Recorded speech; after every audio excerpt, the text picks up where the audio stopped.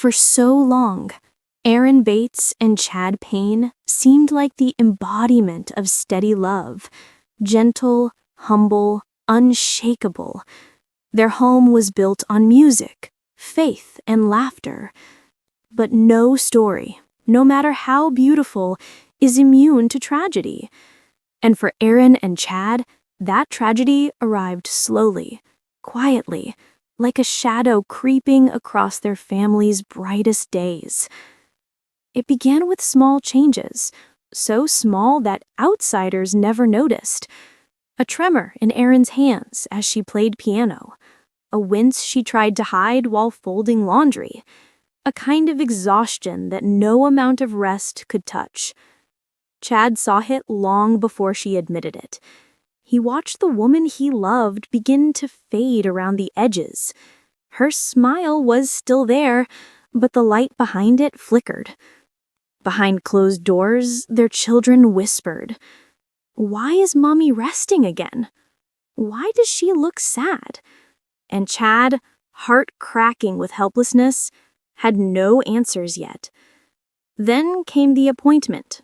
The moment the doctor stepped into the room with a look that said everything before a single word was spoken. A serious, possibly life-altering diagnosis. For Erin, the world seemed to collapse inward. The air sucked from her lungs.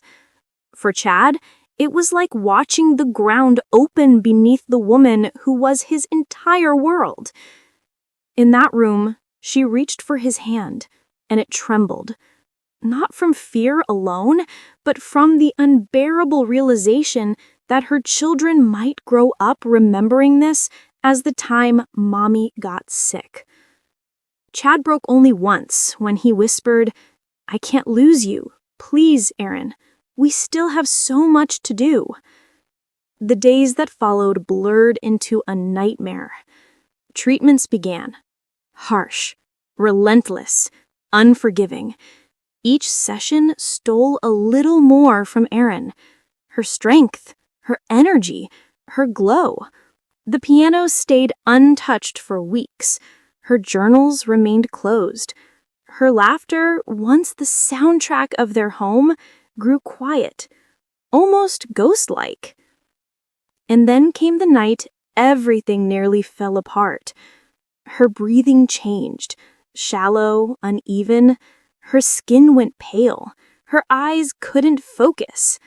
Chad carried her into the car with shaking arms, whispering over and over, "Stay with me. Stay with me. Don't close your eyes."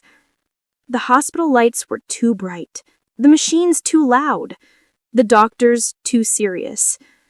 Chad stood frozen as they rushed her away, her hand slipping from his grip.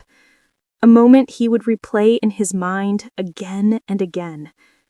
Hours passed with no answers, only the haunting sounds of rushed footsteps and hushed medical jargon. He prayed until his voice broke. He cried into his hands, terrified that the next door opening would bring the worst news imaginable. Finally, a sliver of mercy. She was stabilizing. Not cured, not safe, just not slipping away. Chad collapsed into the nearest chair, overwhelmed with relief sharp it hurt. When he was finally allowed into her room, Erin was pale, fragile, barely awake. He knelt beside her and whispered, "We're going home. I'm not letting you go. Not now, not ever." Returning home was not a victory. It was a reminder. Their home was quieter now. Too quiet. The children were gentler, more careful, watching their mother with wide, worried eyes. Even simple moments were heavy. The empty piano bench, the medications lined across the counter, the soft sound of Erin crying at night, thinking no one could hear. But Chad heard. Every time. He held her through the worst nights, when the pain was unbearable and the fear too loud. He whispered scriptures, sang softly, and promised her 1,000 times over that she would not fight alone. Their children grew up in a single month. They took on chores without being asked. They checked on their mother constantly. They prayed beside Chad with a sincerity far too big for their small ages. One evening, Erin sat in the living room wrapped in a blanket, her body frail, her eyes tired but searching.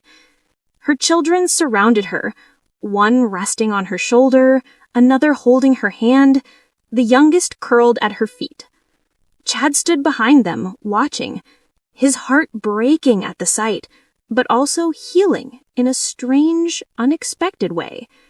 Because in that fragile circle, with the movie playing softly and Erin quietly breathing through the pain, something extraordinary was happening. There was no sickness in that moment, no fear, no diagnosis. Only an unspoken promise: we will not let this destroy us.